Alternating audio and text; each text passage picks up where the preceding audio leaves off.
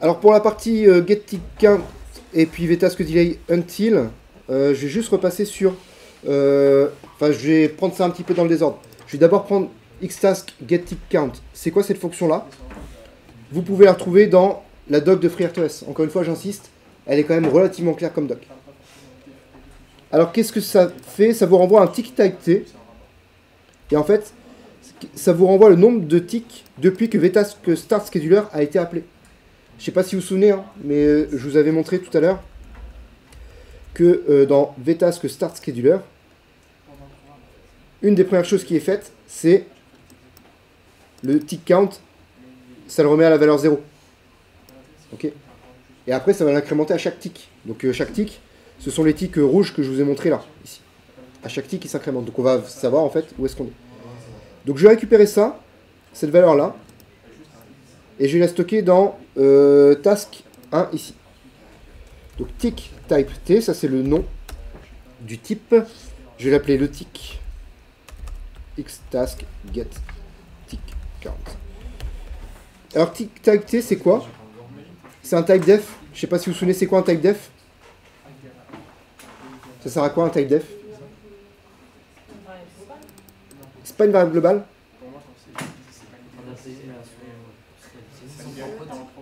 Pardon? En l'occurrence, ça c'est la finalité. Ça nous permet de nous adapter effectivement au microcontrôleur. Mais le type def, on sait en général. À quoi ça sert? Pas, tu peux t'en servir pour des structures aussi. Mais c'est pas que ça. C'est remplacer un type par un autre. C'est un synonyme de type en fait. Ok. Donc là en fait, je dis que tick type T, c'est pareil qu'un uint32. Je vous en parlerai plus tard, mais là, le port macro.h, mais surtout le port, c'est des fichiers qui sont écrits par FreeRTOS, mais qui sont écrits vraiment pour votre microcontrôleur. Donc si je change de microcontrôleur, je passe par exemple sur un PIC 18, et ben le tick type T, ce serait un uint8. Voilà. L'idée, c'est de s'adapter effectivement au microcontrôleur. Mais bref, en gros, c'est un type entier, quoi. Donc je récupère le type, et maintenant, ce que je vais faire, c'est que je vais l'envoyer par UART. Le problème, c'est que mon pot de string, là, mon UART pot de string, il prend pas ça en compte. Les %D, il comprend pas. Ce qu'on appelle les chaînes de caractères formatées. Donc je vais être obligé de passer par un tableau intermédiaire que je vais appeler texte. Ou ouais, texte tick, tiens. Je vais dire que c'est un tableau qui contient 20 cases. Voilà. Ok, je vous expliquerai éventuellement pourquoi si j'ai le temps. Je vais appeler la fonction sprintf qui fonctionne comme printf. Donc printf, comment ça marche? Ben, je fais tick égale %D. Et je fais le tick. Voilà. Ça, c'est un printf classique. On est d'accord? Ben, le sprintf, il est fait pour écrire ça, mais dans une string, dans une chaîne de caractères, ou dans un tableau de caractères. Donc, je vais justement mettre texte tick comme destination de ça. Et ça me servira à quoi? Je vais même le mettre un petit peu en dessous. Ça me permettre d'ensuite, ça me permet d'envoyer justement ce texte-là que je viens de créer. Et comme ça, j'ai une chaîne de caractères en dur que je peux envoyer avec l'UART. Ok. J'essaye ça. Si je compile, je crois qu'il va mettre un warning parce qu'il me faut un stdio.h.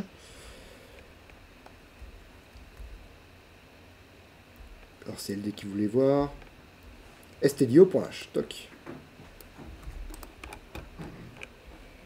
Toc, toc. Et les autres warnings, c'est des warnings qui sont pas très importants.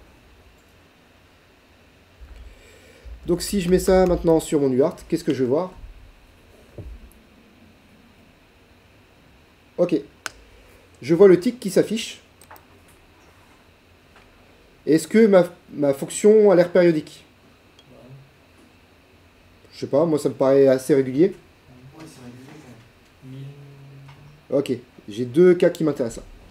Là, entre les deux, j'ai quoi? J'ai 1022, non? On est d'accord? Est-ce que c'est ce que je veux? Moi, j'ai mis un délai 1000. Ok. Donc, c'est pas ce que je veux. Mais est-ce que je peux savoir pourquoi c'est 1022?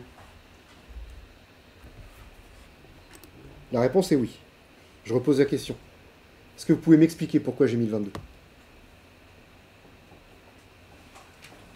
Ouais. Le fait de faire la task 2 et 3, ça décale de... Non, c'est pas le fait d'avoir la tâche 2 et 3 qui décale. La tâche 1 est prioritaire. Au pire, elle se décale d'un tick. Le temps que la tâche 2 commence et puis que... Voilà. Ouais. On n'a pas 22 caractères?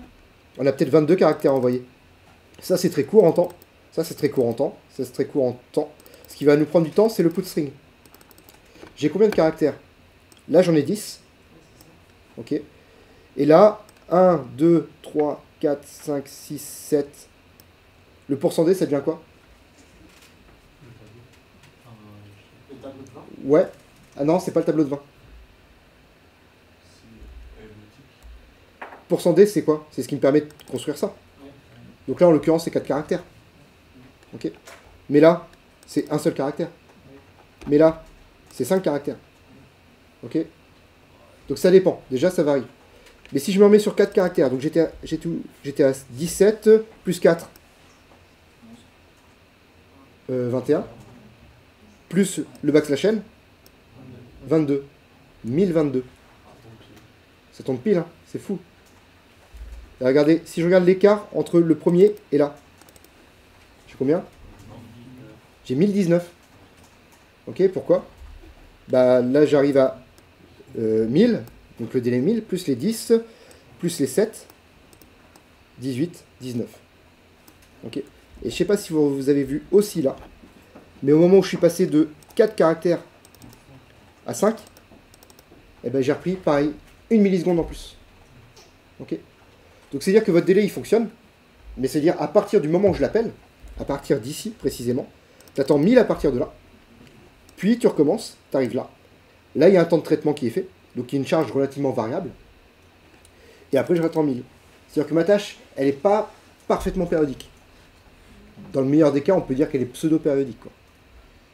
Ok. Donc pour ça, je peux utiliser une autre fonction qui s'appelle vTaskDelay until. vTaskDelay until, comment ça fonctionne? Il faut que je précise. Ben, je peux aller voir la doc de FreeRTOS aussi. API reference. On n'est pas dans les task creation, on est dans les task control. vTaskDelay until.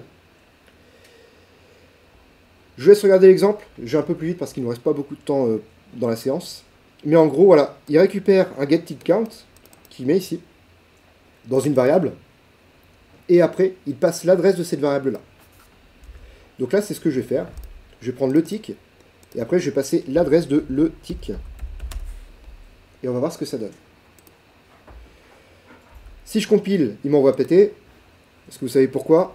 On n'a pas mis, on n'a pas enable vTaskDelay until. Voilà, ça me permet de leur dire encore une fois dans la vidéo, en tout cas. Voilà, undefined reference, s'il ne connaît pas, il ne trouve pas le code.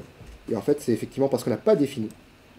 Donc on est encore une fois sur l'aspect customisation, on taille sur mesure l'OS pour correspondre à nos besoins. Et là maintenant, si je fais ça, du coup, toc, toc, toc, et on fait un reset. Hop là, ouais, j'ai fait un reset trop tôt. My bad. On recommence.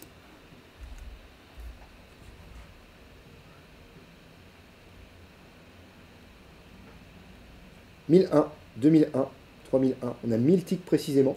Vous allez voir qu'on va rajouter un caractère dans 3 secondes. Et ben ça va se passer quand même correctement. 10 001. Voyez.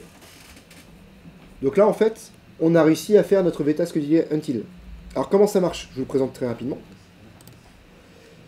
Ici, je mesure l'instant auquel on est. On a du travail, une charge qui va être variable. Hein. Soit j'envoie 19 caractères, soit 22, soit 24. Bref, peu importe. Et là, je lui dis, tu fais un delay until de 1000, mais par rapport à cette référence que tu as prise au tout départ. Et donc, c'est pour ça qu'on arrive à avoir cette période ultra précise. Je peux même aller plus loin que ça. Vous avez vu que je passe l'adresse de le tick. Je ne passe pas la valeur de le tick. C'est-à-dire qu'en fait, il ne fait pas juste un le tick plus 1000. Si je lui passe une adresse, c'est une fonction. Enfin, si je passe l'adresse d'une variable, pardon, à une fonction, il y a de fortes chances que c'est parce que la fonction va modifier cette valeur-là. Et bien, regardez. Je vous ai parlé de la partie initialisation. La lecture du tick, je la fais à l'initialisation. C'est-à-dire qu'après, je ne le mets plus à jour, le tick. Peu importe. Et bien, est-ce que ça fonctionne quand même? Ça fonctionne quand même. Pourquoi? Bah parce que comme j'ai passé l'adresse de le tick à ma fonction vTaskDelay until, et ben la fonction vTaskDelay until va automatiquement incrémenter le tick. Ok. Et ça, du coup, ça économise un appel de fonction aussi. J'essaye un truc, je mets un delay until de 30. Ça va aller vite. Ok, ça marche bien. Si je regarde, j'ai bien ma période de 30. Ok. Je vais essayer un de 20 maintenant.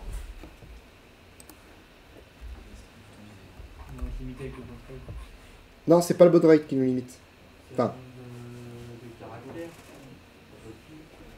il arrive. Oh, il arrive, ça me surprend.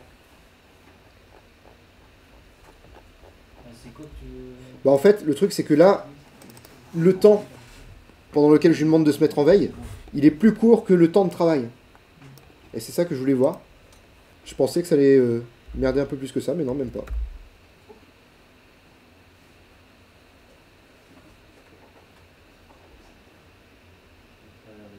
Ah, ça a l'air de tenir. Ouais. C'est là parce qu'on a mis la prévention et du coup il commence la nouvelle tâche alors qu'il n'a pas fini. Non, parce que ça voudrait dire, normalement, tu te réveilles. Comment.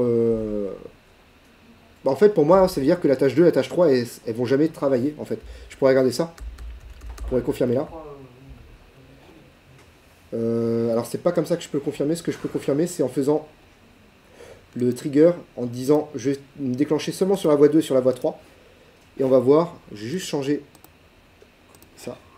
Et on va voir qu'en fait, là, il va jamais se déclencher parce qu'en fait, ma tâche 2 et ma tâche 3 vont jamais avoir l'occasion de s'exécuter. Parce qu'effectivement, comme ma tâche 1, elle se réveille avant même d'avoir fini, en gros, en fait, elle est toujours ready ou running, quoi. Donc ma tâche 2 et ma tâche 3 étant déjà. Du coup, c'est un petit piège qu'on peut avoir. Ouais, voilà. Ce que je veux dire, c'est que le vtask delay, bah, mettre un nombre en dessous de 0, ça n'a aucun sens. Un vtask delay until, comme c'est relatif à une autre référence, mettre une valeur en dessous du temps de traitement de la tâche n'a pas de sens. Après, il faut le connaître, le temps de traitement de la tâche. Ça vous va? Question? Est-ce qu'il y a des choses là-dedans à voir? Non, je crois pas. Je reviens sur ce qui était avant. Non, bah, je pense qu'on est à peu près bon. Ça vous va là-dessus?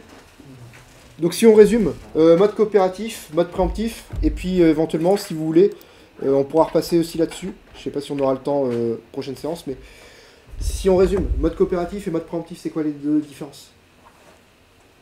Mode coopératif, c'est des tâches qui vont appeler l'ordonnanceur qui va s'occuper de définir quelle tâche va avoir à l'intérieur. Ouais, coopératif, c'est les tâches qui effectivement appellent l'ordonnanceur explicitement. Ouais. Que ce soit avec un task yield ou avec un vtask delay. Ok. Mode préemptif. À chaque tick, il se repose la question quelle tâche. Effectivement, on va imposer la période de fonctionnement du kernel pour qu'il vérifie à intervalles réguliers quelle tâche doit s'exécuter. Okay. Tout en sachant que il y a les ticks réguliers et puis il y a aussi des appels irréguliers au kernel avec les task yield, vtask delay et tout ça, quoi. On est ok? Du coup, par rapport à le mot que vous nous avez dit en début de cours, je l'avais dans ma tête, là, je l'ai plus. J'ai dit plein de mots en début de cours. Non, mais dans cette période-là, que le temps réel, c'est pour être Déterministe. déterministe. Ouais. Bah, on voit que c'est que par le préemptif, parce que le coopératif. Exactement. Avec le coopératif, je reviens dessus, je sais plus à qui j'en parlais, mais avec le coopératif, comme tu as des risques d'être bloqué dans une tâche, t'es pas forcément déterministe. Voilà. Tu peux garantir avec le temps réel, avec le mode préemptif, que toutes tes tâches vont s'exécuter. Voilà. Avec le coopératif, en fait, tu peux quand même être déterministe, c'est-à-dire tu peux calculer le temps d'exécution. Quand même, tu peux arriver à le deviner. Par contre, c'est en cas d'erreur, en cas de défaillance de ton système, si tu es bloqué dans une tâche, en mode coopératif, tu ne peux plus en ressortir. Donc c'est surtout ça qui est problématique. Voilà. Alors qu'en mode préemptif, si une tâche qui te bloque, eh ben, le kernel va quand même pouvoir reprendre la main régulièrement. C'est tout bon? On s'arrête là.